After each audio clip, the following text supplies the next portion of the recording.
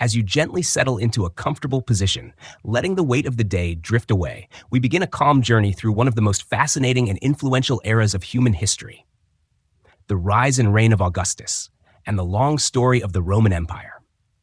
This is not the tale of noise and clamor, but rather a soft unfolding of centuries, told in the soothing tones of time's quiet march. Imagine, as you close your eyes, the distant sound of sandals on stone streets, the warm Mediterranean air brushing over marble colonnades, and the steady hum of a world both familiar and far away.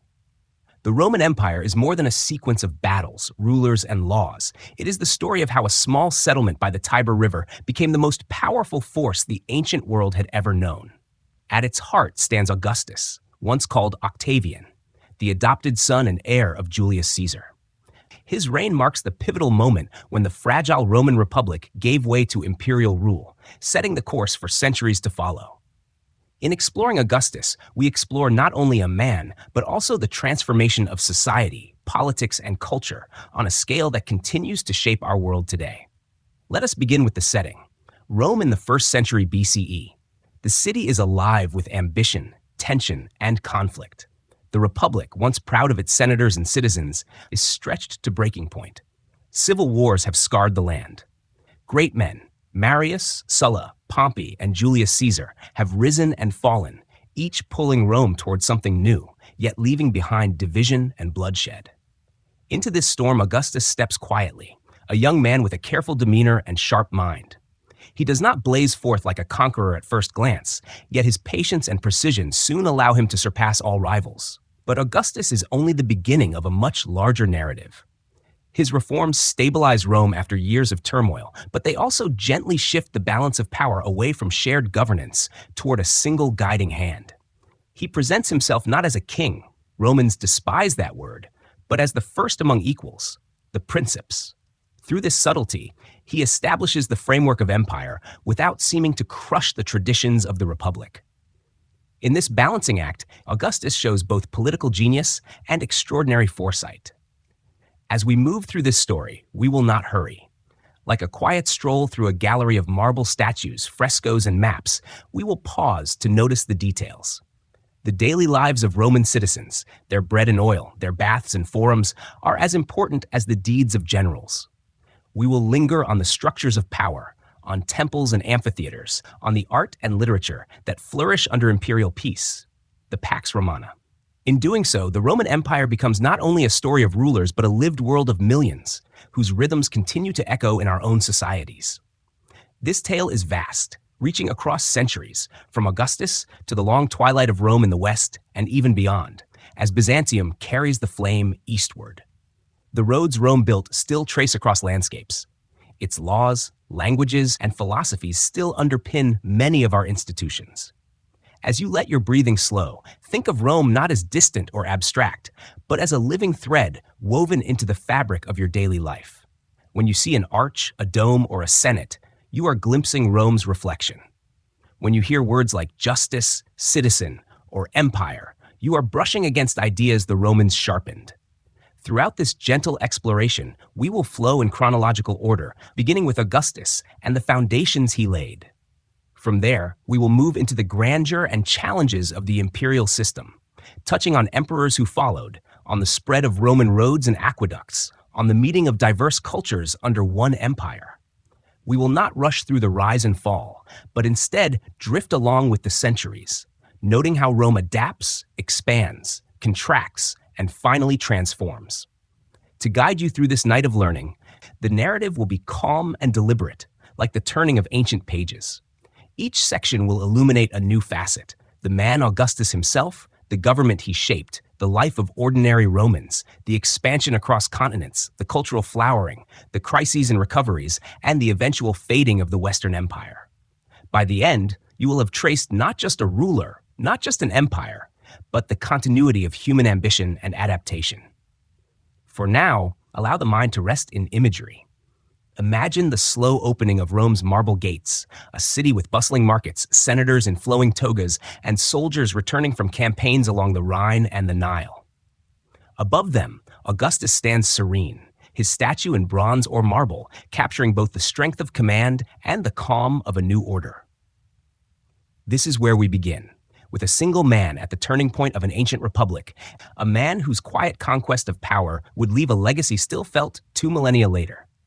As we embark, remember that this is not a tale to stir unrest or awaken you with sudden turns. Rather, it is a meditation unfolding steadily, designed to bring both knowledge and rest. You are in safe company as we move together through the centuries, letting the story of Rome's grandeur and Augustus's vision soothe the mind and ease the passage into sleep. We begin in the late Roman Republic, a time of turbulence and uncertainty. The century before Augustus's rise is marked by civil wars, assassinations, and shifting allegiances. To imagine this period is to picture Rome not as the serene marble city we often recall, but as a place unsettled, filled with whispers of conspiracy and the clang of soldiers' armor in the streets. The old Republican order, once admired for its checks and balances, is faltering under the weight of ambition. Senators plot, generals command private armies, and citizens wonder if stability will ever return. Into this atmosphere steps a young man, Gaius Octavius, known later as Octavian. He is born in 63 BCE, the same year that Cicero thwarts the Catiline conspiracy. His family is of equestrian rank, not the loftiest in Roman society, but he is destined to rise. His great-uncle is Julius Caesar, a man of immense charisma and ambition, who sees in Octavian both potential and loyalty. Caesar eventually adopts him as his heir, and when Caesar is assassinated on the Ides of March in 44 BCE, Octavian is just 18 years old. Many dismiss him as too young, too inexperienced to play a major role. Yet history often favors the patient and the cautious, and Octavian proves to be both. The aftermath of Caesar's death is a storm. Senators like Brutus and Cassius hope to restore the Republic, while Caesar's loyalists, especially Mark Antony, position themselves as defenders of his legacy. Octavian, grieving but calculating, begins to move. He takes Caesar's name, styling himself Gaius Julius Caesar Octavianus, and inherits both wealth and a loyal following among Caesar's veterans.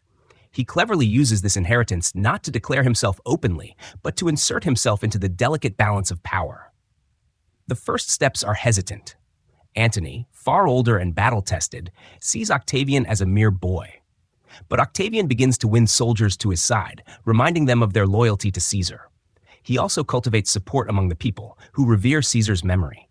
The Senate, suspicious of Antony's power, begins to view Octavian as a useful counterweight. Within months, the young man is no longer a shadow, but a contender. The struggle soon escalates. In 43 BCE, Octavian, Antony, and Marcus Lepidus form what is called the Second Triumvirate, a formal alliance ratified by law, designed to avenge Caesar and stabilize Rome. Yet stability is elusive. The triumvirs unleash prescriptions, publishing lists of enemies to be eliminated. Even Cicero, once a towering voice of the Republic, falls victim to this purge. These acts are ruthless, but they also secure power. Together, the triumvirs march east to confront Brutus and Cassius, the leaders of Caesar's assassins. At the Battle of Philippi in 42 BCE, the assassins are defeated, and the dream of reviving the old republic dies with them. With enemies removed, tensions within the triumvirate grow. Lepidus fades into obscurity, leaving Antony and Octavian to contend for supremacy. Antony turns his gaze toward the east, allying himself with Cleopatra of Egypt. His romance with the queen captures imaginations, but also alarms Romans, who fear he may abandon Rome for a foreign throne. Octavian seizes the moment. He presents himself as the defender of Roman tradition, painting Antony as a man seduced by Eastern luxury. The stage is set for one final confrontation, the naval battle of Actium in 31 BCE. Octavian's fleet, commanded by his trusted general Agrippa, defeats Antony and Cleopatra. Their forces scatter, and within a year both Antony and Cleopatra end their lives. Egypt becomes a Roman province, and Octavian stands alone as the unchallenged master of the Roman world. It is a remarkable ascent, from a youth underestimated to the sole ruler of Rome in little more than a decade. Yet what makes Octavian truly significant is not only his victory, but how he chooses to wield his power. He does not crown himself king. That word is poison in Roman memory. Instead, he carefully shapes an image of restoration, of returning dignity to the Republic while quietly gathering authority into his own hands. In 27 BCE, the Senate bestows upon him the name Augustus, meaning the revered one. It is both a title and a signal. Rome now has its first emperor, though cloaked in the language of tradition. As you let this narrative rest in your mind, picture Augustus at this moment. No longer the uncertain youth, but a calm figure, his face composed, his gestures deliberate. The marble statues of him present an idealized image, serene, eternal, a man destined to embody not only leadership, but the very stability of Rome. Around him, the city begins to breathe again. Civil war is over. Temples are restored, laws are renewed, and a new era seems possible. This is the threshold we stand upon, the transformation of chaos into order, the emergence of Augustus as both man and symbol. He rises not through brute strength alone, but through patience, calculation, and the ability to see beyond immediate battles. In his ascent, we glimpse the dawn of empire. And as night deepens, we allow the story to flow gently onward into the shaping of Rome itself under his steady hand. The Rome Augustus inherits is both weary and restless. Civil wars have scarred its fields, emptied its treasuries, and shaken its confidence in old institutions. Senators cling to traditions, but many know the Republic's machinery no longer functions as it once did. Citizens long for peace, for stability, for predictability in daily life. Augustus understands this longing, and he uses it to craft a careful transformation. He does not abolish the Republic in a sudden act. Instead, he reshapes it quietly, step by step, offering the illusion of continuity while steadily gathering real authority into his own hands. In 27 BCE, Augustus makes his grand gesture. He formally announces that he is returning all extraordinary powers to the Senate and the Roman people. The Senate, relieved and grateful, responds by granting him unprecedented honors and responsibilities. Most importantly, they give him control over the provinces where the majority of Rome's legions are stationed. This means Augustus commands the army, the ultimate source of power. At the same time, they bestow upon him the title Augustus, meaning the revered one, a name that conveys sacred respect. He accepts modestly, presenting himself as the servant of Rome rather than its master. Yet beneath the modest words lies the framework of empire. Augustus prefers the title princeps, or first citizen. It is a term that suggests equality, a continuation of the republican tradition where leaders were chosen and power was shared. In reality, his authority is unequaled. By carefully balancing appearances with control, Augustus ensures his position is secure without arousing fears of monarchy. Romans still remember their early kings with suspicion, and Augustus is careful not to repeat that mistake. He is emperor in practice, but citizen in name. This system is sometimes called the Principate, the first stage of the Roman Empire. Under it, Augustus wields powers traditionally held by different magistrates of the Republic, but he combines them in his person. He holds imperium maius, the supreme command over all provinces, and tribunicia potestas, the powers of a tribune of the people, allowing him to propose laws and veto decisions. These powers give him both military dominance and civil authority. The Senate continues to meet, magistrates are still elected, and the forms of the Republic survive. But Augustus directs the heart of the state. The genius of Augustus lies not only in accumulating power, but in using it with restraint. He avoids flaunting wealth or cruelty, instead presenting himself as a restorer of order. He repairs temples, revives traditional religious rituals, and promotes moral reforms. He introduces laws encouraging marriage and family life, attempting to strengthen Roman values. To many, he seems less a conqueror than a healer, binding wounds left by decades of conflict. At the same time, Augustus carefully manages Rome's elites. Senators are treated with respect, their privileges maintained, even as their political independence shrinks. The equestrian class, Rome's wealthy business elite, is given new roles in administration. Loyal generals and allies receive honors and governorships. In this way, Augustus ensures that all classes with influence are invested in the stability of his rule. No group feels entirely excluded, and opposition is quietly dissolved. The Roman people also benefit from Augustus' reforms.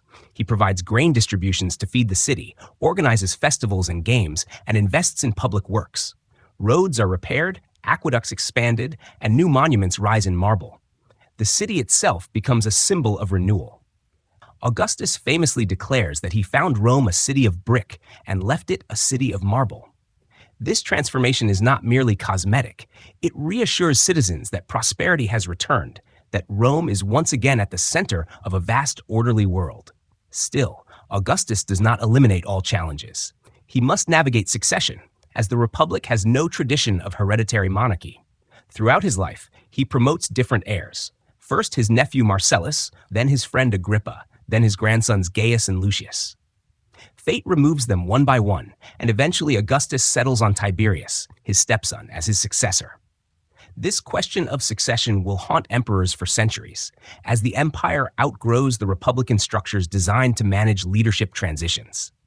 What emerges under Augustus is something new in history: an empire cloaked in republican forms, a system both fragile and enduring. Fragile, because it depends on the skill and restraint of one man.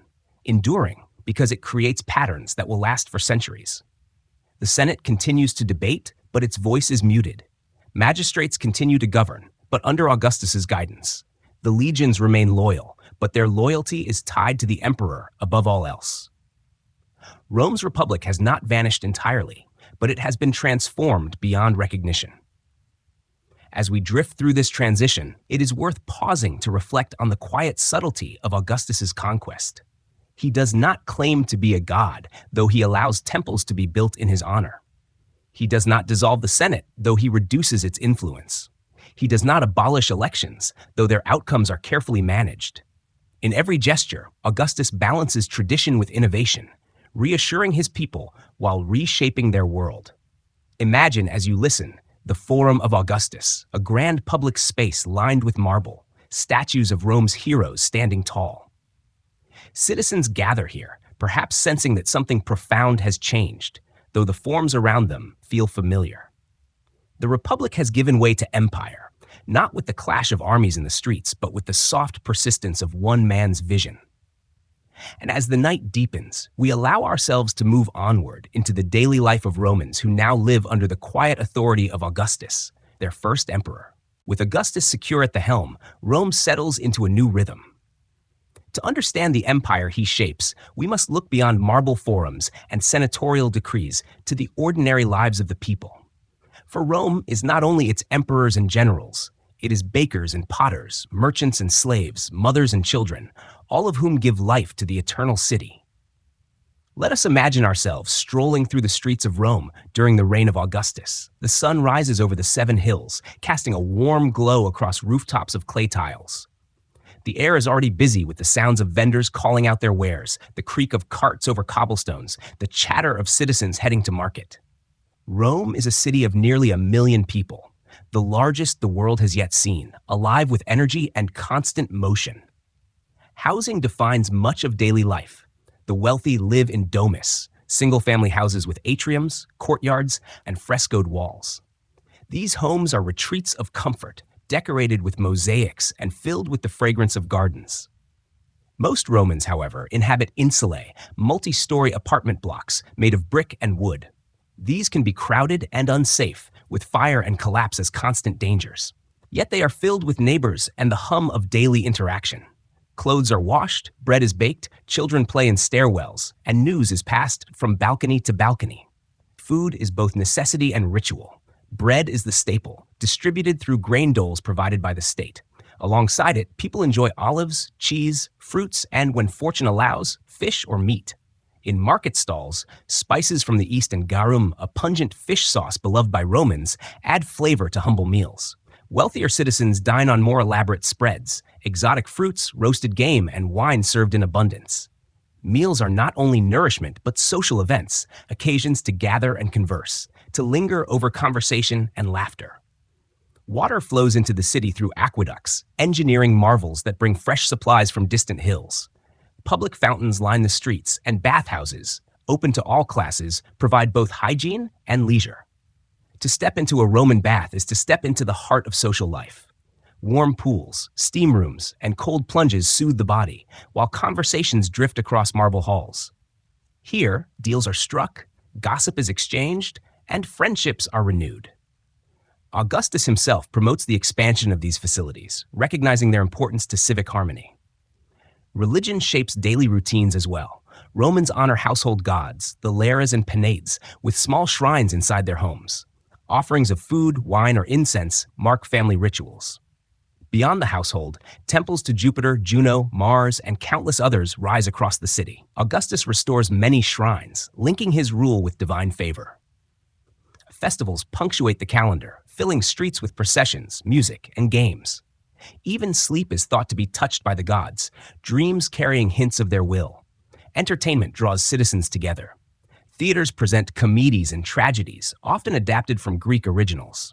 Chariot races at the Circus Maximus send the crowd into a frenzy, with factions cheering their favorite teams of red, white, green, or blue. Gladiatorial games, though brutal, attract immense audiences who thrill at displays of courage and endurance. Yet in quieter corners, poets recite verses, philosophers gather pupils, and musicians strum lyres. Culture in Rome is not confined to the elite. It weaves through every level of society. Work varies widely. Farmers cultivate fields beyond the city, producing grain, olives, and grapes that feed the urban population. Merchants trade goods from across the Mediterranean, silks from China, spices from India, amber from the Baltic. Artisans craft pottery, tools, and jewelry, their shops lining the narrow streets. Slavery is a reality of Roman life, with enslaved people working in households, fields, and mines. Some endure harsh conditions, while others, especially in urban settings, may earn wages and even buy freedom. Freedom is precious, and stories abound of slaves who rise to prosperity after manumission. Education is valued, especially for the wealthy. Boys study reading, writing, rhetoric, and philosophy, preparing for roles in public life. Girls, though often less formally schooled, learn household management, weaving, and sometimes literature. The great poets of the Augustan age, Virgil, Horace, Ovid, circulate their works among readers, shaping taste and thought. To be literate is to be part of a wider conversation, linking one's voice to centuries of tradition. At night, the city quiets only slightly. Oil lamps flicker in windows, and taverns continue to serve wine. Watchmen patrol streets, though crime remains a concern. In the distance, the Tiber River flows steadily, carrying goods and whispers of distant lands. Families gather around small hearths, telling stories, praying, or simply resting after long days. Sleep is often interrupted by noise, for in a city so vast, silence is rare. Yet even in the hum of life, Romans find rest, dreaming beneath the same stars we see today. Daily life in Rome is a tapestry woven of contrasts, luxury and poverty, grandeur and simplicity, tradition and change. Under Augustus, this tapestry begins to take on new colors as peace and prosperity spread through the empire. Citizens live with a sense that their world, after years of chaos, has been steadied. They may not all speak of empire in lofty terms, but they feel its presence in the bread they eat, the roads they walk, the games they attend, and the baths where they wash away dust and weariness. As you drift with this picture of everyday Rome, let the images soften. The warmth of the bath's steam, the aroma of fresh bread from a bakery, the murmur of neighbors sharing tales. All these are echoes of lives lived long ago, yet familiar to us still. The empire is not only its rulers, it is its people, each heartbeat adding to the quiet rhythm of history. And so we continue, from these daily rhythms into the vast horizon of peace and expansion that will come to be known as the Pax Romana. With Augustus firmly established as Rome's first emperor, the city and its vast territories enter a new chapter. Historians often call it the Pax Romana, the Roman peace, a period lasting about 2 centuries in which Rome experiences an unusual stability and prosperity. Though not without conflict at the edges, this long span of calm contrasts sharply with the preceding chaos of civil wars. To the Romans, it feels like a deep exhale after years of unrest. For us, as we drift gently through the story, it is a time to observe how peace reshapes an empire and touches the lives of millions. Augustus sets the tone himself. Having secured victory at Actium and consolidated power in Rome, he does not continue constant warfare for personal glory. Instead, he focuses on strengthening borders and integrating provinces. The legions remain active, but their campaigns are more deliberate, more measured. Along the Rhine and Danube, Augustus establishes defenses against Germanic tribes. In the east, he negotiates with Parthia, securing the return of Roman standards once lost in battle, a symbolic triumph that restores honor without the cost of blood. Rather than endless expansion, Augustus favors stability, defining Rome's frontiers and securing them with roads, forts, and settlements. This stability fosters growth. Trade flourishes across the Mediterranean, often called Mare Nostrum, our sea, by the Romans. Ships carry grain from Egypt, olive oil from Hispania, wine from Gaul, and luxury goods from as far as India and China. Caravans cross deserts along the Silk Road, bringing silk, spices, and gems into Roman markets. Ports bustle with sailors and merchants, while inland cities hum with markets filled with wares from every corner of the known world. Ordinary citizens, even those of modest means, feel the benefits as goods once rare become part of daily life. Peace also allows infrastructure to thrive. Augustus invests heavily in roads, ensuring that legions can move quickly, but also that merchants and travelers can pass safely. The phrase, "all roads lead to Rome," reflects both the engineering marvel of these networks and the sense of centrality Rome exudes. Bridges span rivers, aqueducts bring fresh water, and harbors expand to handle the traffic of empire. As night falls over this vast system, imagine the steady glow of lamps along roadsides and the quiet murmur of travelers finding shelter in roadside inns. The army itself becomes not just a fighting force, but a stabilizing presence. Veterans are settled in colonies across the provinces, spreading Roman culture while rewarding loyalty. These colonies grow into towns, blending Roman customs with local traditions. The legions build roads and fortifications, ensuring that the empire is as much about construction as it is about conquest. For those within Rome's borders, the army is a guardian as much as a sword. Culturally, the Pax Romana nurtures creativity and learning. With turmoil quieted, poets, historians, and philosophers flourish. Virgil composes the Aeneid, linking Rome's destiny to heroic origins. Horace writes odes celebrating the peace and stability Augustus brings. Livy produces a monumental history of Rome, preserving the stories of its past for future generations. Art, too, reflects this calm. Statues depict serene order, and architecture emphasizes harmony and grandeur. The empire becomes a gallery of its own ideals, where beauty and balance stand as symbols of Rome's endurance. Religion also finds new forms under peace. Augustus promotes the worship of traditional gods while subtly elevating his own role as a figure of reverence. The imperial cult develops, in which emperors are honored as semi-divine protectors. Temples dedicated to Rome and Augustus appear in the provinces, blending loyalty to the empire with local customs. This religious integration further strengthens unity, weaving together diverse peoples under the banner of shared rituals. Yet, the Pax Romana is not merely the gift of Augustus. It is a system that endures through his successors. Emperors like Tiberius, Claudius, and later Trajan and Hadrian maintain the balance between force and stability. Rebellions do occur. Judea rises in defiance. Germanic tribes test the borders, but the empire proves resilient, absorbing shocks without unraveling. To those living within its reach, Rome appears eternal, its peace unshakable. For ordinary people, this peace is felt in quiet ways, in the predictability of harvests delivered safely to markets, in the reduced fear of sudden upheaval, in the sense that tomorrow will resemble today. Farmers sow crops knowing roads will carry their grain. Children grow up in towns where soldiers stand guard, where laws are enforced, and where trade brings both necessities and small luxuries. For many, this is the most security they will ever know. As centuries stretch beneath this calm, Rome's influence seeps deeper. Languages blend, cities rise, and cultures intermingle. From North Africa to Britannia, from Hispania to Syria, people live different lives but share the framework of Roman order.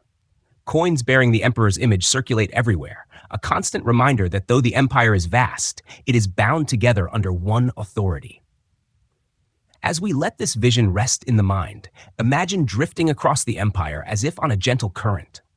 The quiet Nile feeding grain to Rome, caravans crossing deserts, legions patrolling borders, poets composing in candlelight, children playing in forum squares. The Pax Romana is not only a political achievement, it is a lived experience of calm, prosperity, and continuity.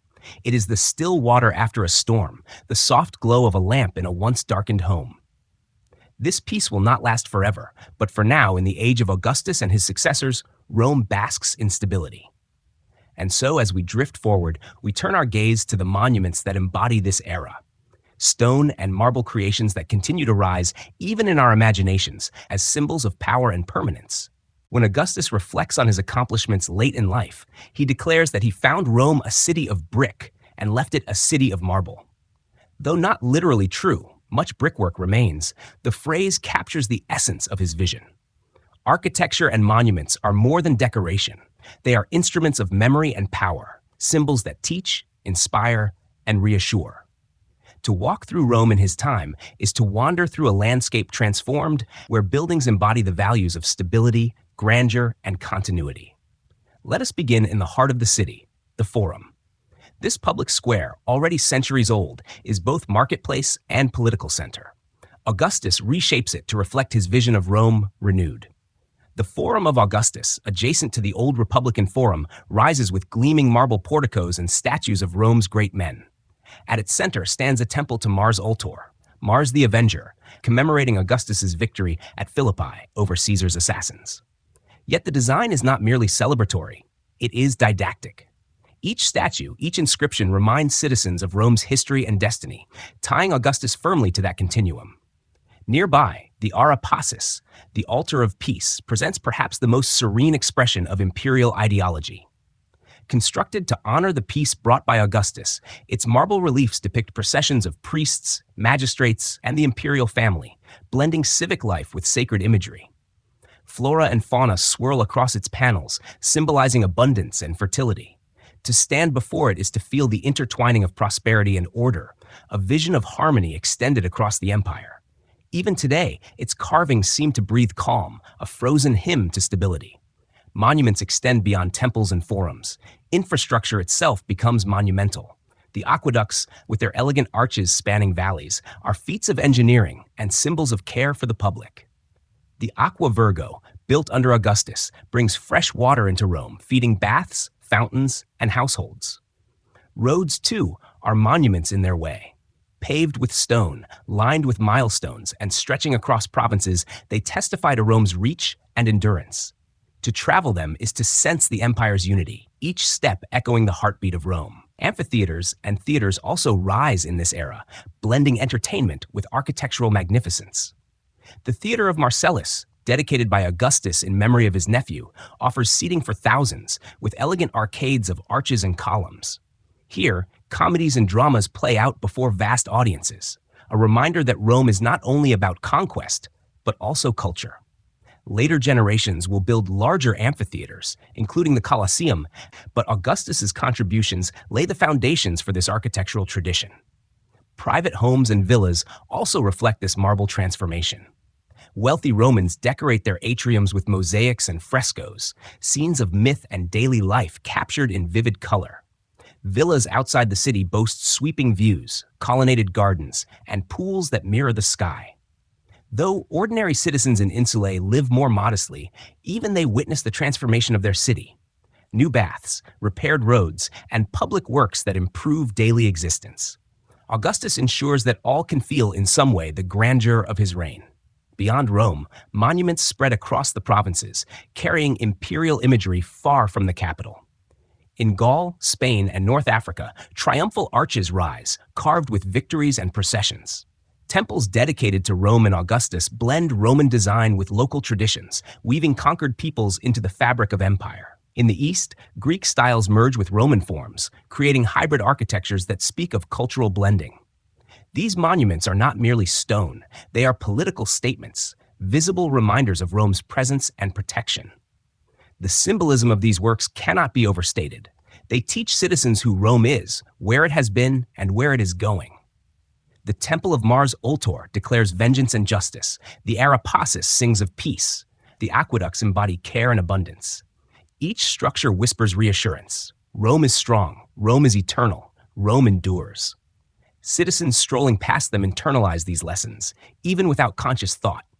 It is also important to remember that these monuments are meant to last. Marble is chosen not only for beauty, but for durability. In the shifting sands of time, they anchor memory. Centuries later, when the empire wanes, many of these structures still stand, their stones carrying echoes of Augustus's vision. To us today, they remain silent teachers, testaments to the human desire to shape permanence out of impermanence. As you let this vision linger, imagine twilight settling over Rome.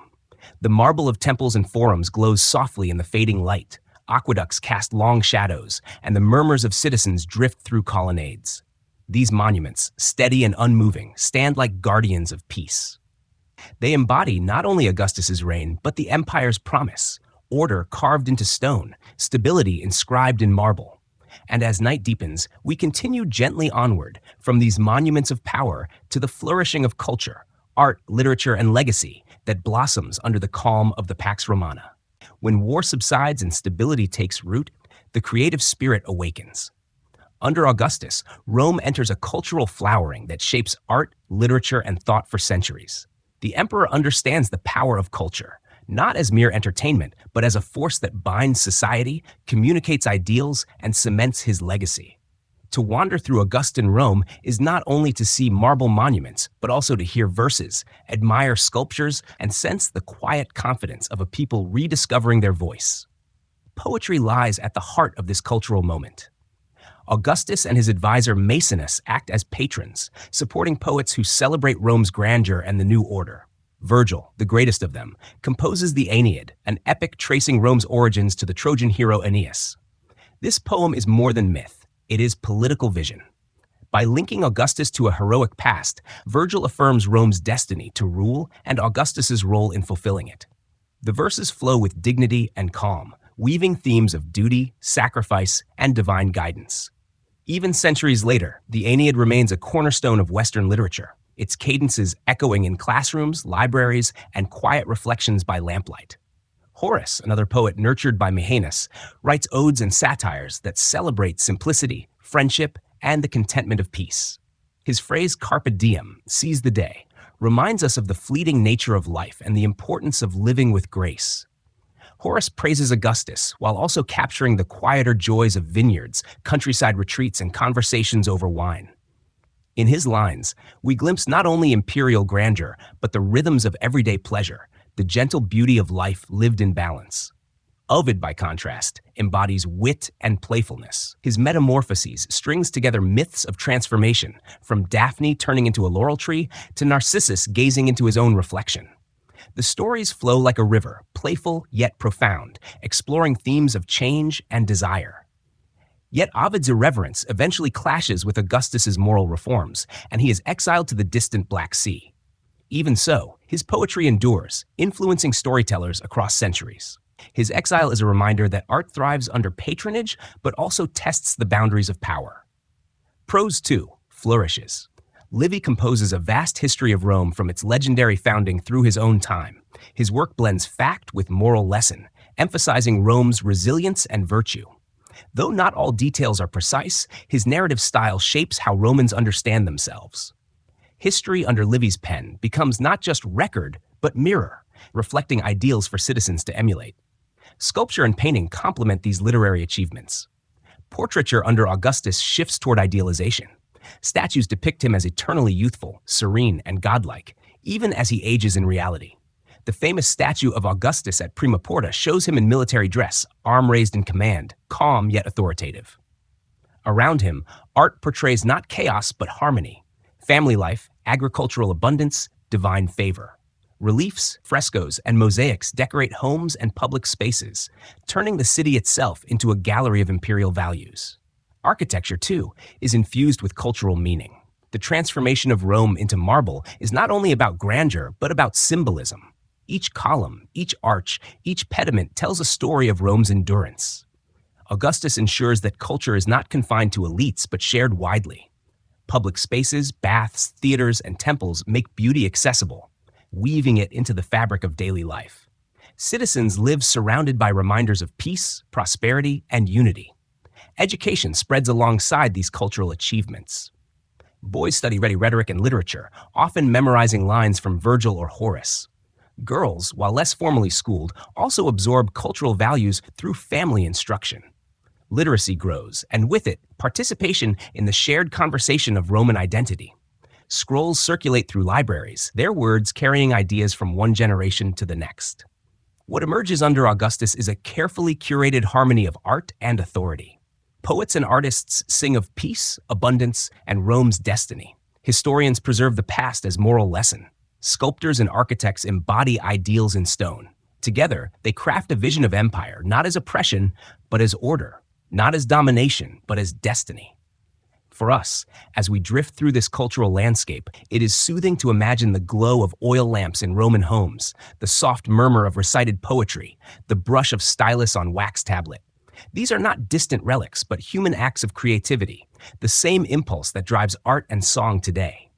In them, we hear voices reaching across time, offering calm reflection, urging us to live wisely, to cherish peace, and to find beauty in order. The cultural achievements of Augustus's age ripple far beyond his lifetime. They become models for Renaissance humanists, inspirations for Enlightenment thinkers, and sources of quiet wisdom for readers even now. Rome's empire will face trials, yet its art and literature endure, soft as a whisper, yet strong as marble. And so we continue, moving from this golden age of creativity into the challenges that inevitably come: rebellions, threats, and the strains of holding so vast a world together. Though the Pax Romana brings stability and prosperity, it is not without strain.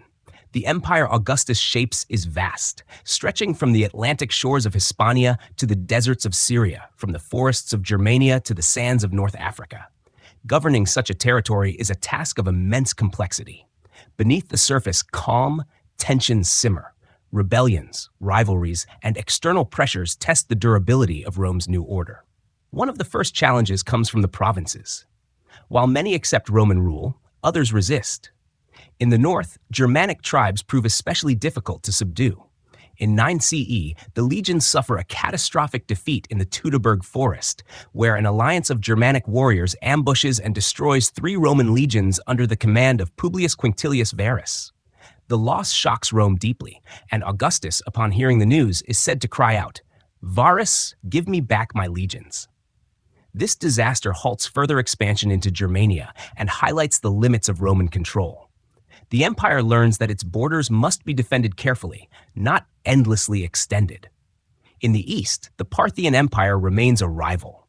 Though Augustus secures the symbolic return of Roman standards lost years earlier, tensions continue.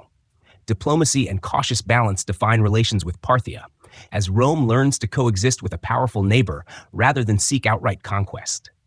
This delicate equilibrium requires vigilance, for the East is rich and strategically vital. Internal challenges also emerge. Succession proves the most persistent. Augustus himself spends much of his reign arranging heirs, only to see promising candidates die young.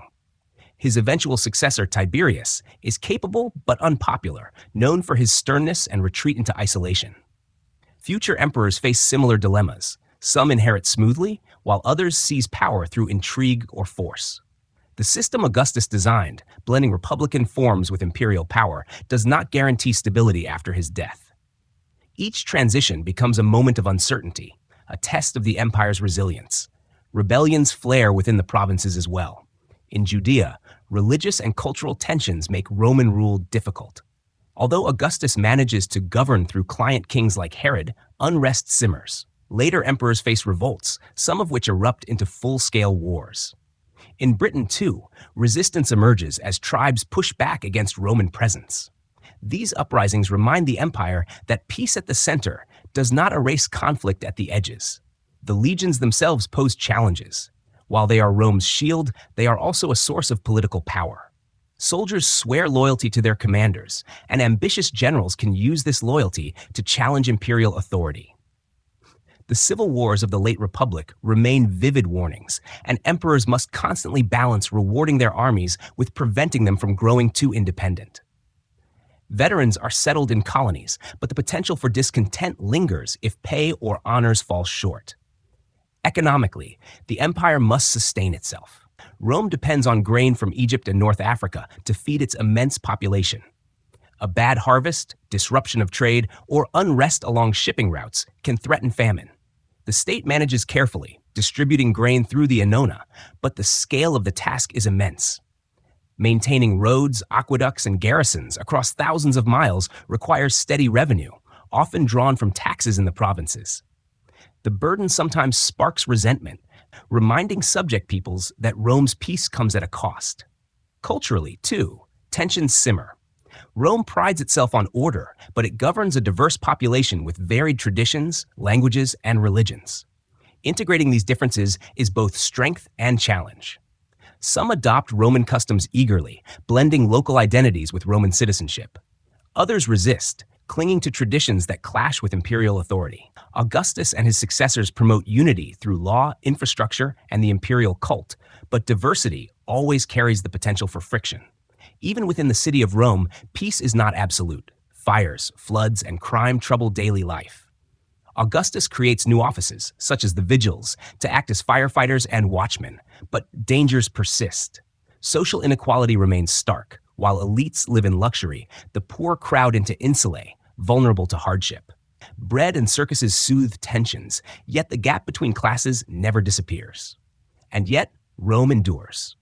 Each challenge tests but does not break the imperial system. Augustus's careful foundations, balanced power, professional armies, infrastructure, and cultural unity allow the empire to weather storms. Later emperors will face darker crises, but the system holds for centuries, adapting and surviving. Challenges remind Rome that peace is not the absence of strain, but the capacity to withstand it. As we rest with this thought, imagine the empire as a vast tapestry stretched across continents. Threads fray at the edges, a battle lost in the forests, a revolt in a distant province, a famine in a coastal city. Yet the weave holds, taut and resilient, because at its center lies a structure built with foresight. The empire's challenges are real, but they are part of its story of endurance. And so we drift forward, leaving behind these strains and entering a slower arc of history, the gradual weakening of the Western Empire, the long decline that unfolds over centuries, carrying Rome from majesty to transformation. Every empire, no matter how mighty, eventually faces the soft erosion of time. For Rome, the decline of its western half is not sudden, but a long, gradual unraveling that stretches over centuries. It is less a collapse with a single cause than a slow shifting of balance. Economic burdens, political instability, external pressures, and internal wariness, all converging to weaken what once seemed eternal. The seeds of decline are planted in success itself. The empire grows vast, perhaps too vast, its borders stretching across climates, languages, and traditions. To govern such an expanse demands immense resources, armies to patrol, administrators to manage, taxes to collect. Even under the peace of the Pax Romana, these demands strain the system. By the 3rd century CE, long after Augustus, cracks become more visible. Civil wars reemerge as generals vie for the purple, each backed by loyal legions. Stability, once Augustus's gift, becomes harder to maintain. Economically, pressures mount. The cost of defending borders rises as external threats grow stronger. Germanic tribes push against the Rhine and Danube. In the east, the Sassanid Persians challenge Roman control. To meet these threats, emperors raise armies, and with them, taxes. Citizens feel the burden, while inflation gnaws at the value of currency. The silver content of Roman coins dwindles, eroding trust in money.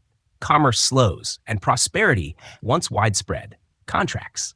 The population itself suffers. Plagues sweep through cities, reducing labor forces and weakening armies. Farms struggle, and food shortages spark unrest. Urban life becomes harsher as once thriving markets quiet. Public works decay, aqueducts fall into disrepair, and roads crumble without steady maintenance. Where once marble gleamed, now brick and stone wear down, signs of an empire no longer at its zenith. Politically, the succession problem that Augustus never fully solved grows acute. Some emperors prove capable, others corrupt or weak. Power shifts rapidly. In 1 century alone, dozens of emperors rise and fall, many meeting violent ends. The ideal of the calm, dignified princeps fades, replaced by short-lived rulers elevated by the army or toppled by intrigue. This instability undermines confidence in Rome's leadership, both at home and in the provinces. The army, once a pillar of strength, also changes. Soldiers often fight as much for their generals as for the state. Civil wars drain resources, while defending far-flung frontiers stretches legions thin. Settled peoples at the borders once contained now press inward. Goths, Vandals, and Franks test Rome's defenses, probing for weaknesses. Sometimes they come as invaders, sometimes as migrants seeking land and safety. Rome negotiates, resettles, and sometimes clashes with them. But the balance tips slowly away from strength. Culturally, the empire shifts. Christianity, emerging in the 1st century, spreads steadily, offering spiritual comfort in uncertain times. By the 4th century, under Constantine, it becomes the favored religion of the empire. This transformation reshapes identity, moving focus from the old gods and imperial cult to new communities of faith. Temples give way to churches, and marble once used for pagan shrines is repurposed for Christian altars. The cultural unity Augustus envisioned evolves, anchored now not in Rome's grandeur, but in a faith that transcends borders. Despite these strains, the empire does not vanish overnight. The eastern half, later known as the Byzantine Empire, thrives for centuries, its capital at Constantinople a beacon of trade and culture. The western half, however, struggles. By the 5th century, Rome itself is vulnerable. In 410 CE, the Visigoths under Alaric sack the city, shocking the world. Though Rome endures, the symbolic wound is deep. In 455 CE, the Vandals repeat the act, their name echoing into modern language as a synonym for destruction. The final moment often cited comes in 4776 CE, when the last Western emperor, Romulus Augustulus, is deposed by the Germanic chieftain Odoacer. Yet even here, the fall is quiet. Many citizens simply continue their lives under new rulers, accustomed to change after centuries of flux. The Senate lingers, cities function, and Roman law and customs endure. The empire fades not with a single crash, but like a long sunset, gradually, gently, until the light finally slips below the horizon. And so, Rome declines, not in a single moment but in countless small ones. A road unrepaired, a harvest lost, a border crossed, a leader fallen. To imagine this decline is to picture the empire as a great statue weathered by wind and rain. The form remains recognizable, but the details soften, the edges blur, until one day the figure is no longer whole. As we rest with this vision, we remember that decline is not only loss, it is also transformation. Roman laws, languages, and traditions continue, woven into medieval kingdoms and modern states. Latin evolves into French, Spanish, and Italian. Roman architecture inspires cathedrals and palaces. Even in decline, Rome seeds the world that follows. The long decline, then, is not an end, but a passage. And as the night deepens, we prepare to reflect on Augustus himself, the man who began it all, and the legacy of Rome that endures still. As our journey draws to a close, we return to Augustus, the quiet architect of empire, the man who rose from the ashes of civil war to guide Rome into centuries of dominion. His reign is not only the foundation of imperial Rome, but also a turning point in human history. To reflect on Augustus is to consider not just what he achieved, but how he shaped memory itself. His presence lingers, in stone and story, in law and language, in the very way we think about leadership and legacy. Augustus's life is often remembered as a model of balance. He does not seize power with ostentatious declarations, but wraps authority in the clothing of tradition. He calls himself princeps, first citizen, even as he commands armies and dictates policy. He speaks of restoring the republic, yet creates the imperial system. His genius lies not in abolishing what came before, but in reshaping it subtly, so that continuity and change feel intertwined. This careful orchestration leaves Rome with a structure that endures for centuries, long after his own lifetime. His reforms touch every part of Roman life. Politically, he stabilizes the state, blending republican offices with imperial power. Militarily, he professionalizes the legions, tying them to the emperor rather than individual generals. Socially, he promotes laws encouraging marriage, family, and moral conduct, weaving his ideals into private lives. Economically, he secures grain supplies, organizes taxation, and invests in infrastructure. Religiously, he restores temples and rituals, presenting himself as favored by the gods. In every realm, Augustus acts as both restorer and innovator, grounding his rule in tradition while laying foundations for the future. And yet, his legacy is not without shadows. The Republic, once a beacon of shared governance, gives way to autocracy. Freedom of political speech narrows, as writers like Ovid discover when they cross imperial boundaries. The prescriptions of his early years, though perhaps softened in memory, remind us of his ruthlessness. Stability comes at a cost, and in securing peace, Augustus ensures that Rome will never again return to its republican experiment. Still, for Romans of his time, the benefits outweigh the losses. After decades of chaos, Augustus offers predictability, prosperity, and pride. The Pax Romana he initiates brings generations of relative calm. Temples gleam, aqueducts flow, poets compose, and families live without constant fear of war at their doorsteps. To citizens weary of uncertainty, Augustus is not merely a ruler. He is the guardian of peace, a figure whose very name, the revered one, embodies hope. In remembering Augustus, we also remember how memory itself is shaped. Statues depict him as youthful and serene, even into old age. Inscriptions praise his virtues and achievements, written into the res gestae, his own record of deeds displayed publicly after his death. Temples honor him, not only in Rome, but across provinces, weaving his image into the religious fabric of empire. These reminders are deliberate, ensuring that Augustus is not only a man of history, but a presence in collective consciousness. Centuries later, as the empire shifts and eventually fragments, Augustus remains a reference point.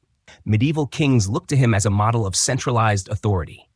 Renaissance artists and thinkers rediscover his age as a golden era of art and order. Even in modern times, the Augustan ideal of leadership, measured, dignified, and enduring, echoes in discussions of power. His reign, remembered through art, literature, and law, becomes part of the foundation of Western tradition. The legacy of Rome itself is equally profound. Roads built under Augustus still trace across European landscapes. Roman law influences legal systems in Europe and beyond. Latin, Rome's language, blossoms into new tongues. Italian, French, Spanish, Portuguese, Romanian, spoken by millions today. Roman architecture, with its arches and domes, inspires builders for millennia. Even the idea of empire, with its promises and perils, owes much to Augustus's design. And yet, it is important to hold this legacy gently. Rome is not only grandeur, it is also contradiction. It offers prosperity to some and oppression to others.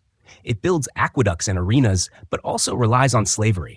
It spreads culture and law, but also enforces obedience. Augustus himself embodies this duality: restorer and autocrat, peacemaker and manipulator, father of his country and silent gravedigger of the Republic. To remember him fully is to accept both light and shadow. As we let these reflections settle, picture Rome at twilight. The Forum glows in fading sun, statues of heroes casting long shadows, the Arapacis radiating marble serenity. Citizens drift homeward, merchants close stalls, priests perform evening rites. In the distance, the Tiber flows steadily, carrying Rome's story onward. Above it all, Augustus's presence lingers, not as noise or command, but as a calm assurance, the quiet architect of empire whose legacy endures in stone, word, and memory. In drifting towards sleep, we carry with us the sweep of this story: the rise of Augustus from chaos, the transformation of republic to empire, the lives of ordinary Romans, the calm of the Pax Romana, the monuments and art that still inspire, the challenges that tested endurance, the long decline, and finally, the legacy remembered. Rome is not gone. It continues in the structures of our world, in the languages we speak, in the ways we govern, and in the ideals we ponder. As you rest now, let this history dissolve into gentle imagery: marble temples under starlight, verses murmured by poets, the quiet ripple of water in aqueducts, and the calm face of Augustus, eternal yet human. His empire has faded, but the memory endures, soothing us with the reminder that though time moves forward, the stories of the past remain, waiting quietly to be heard.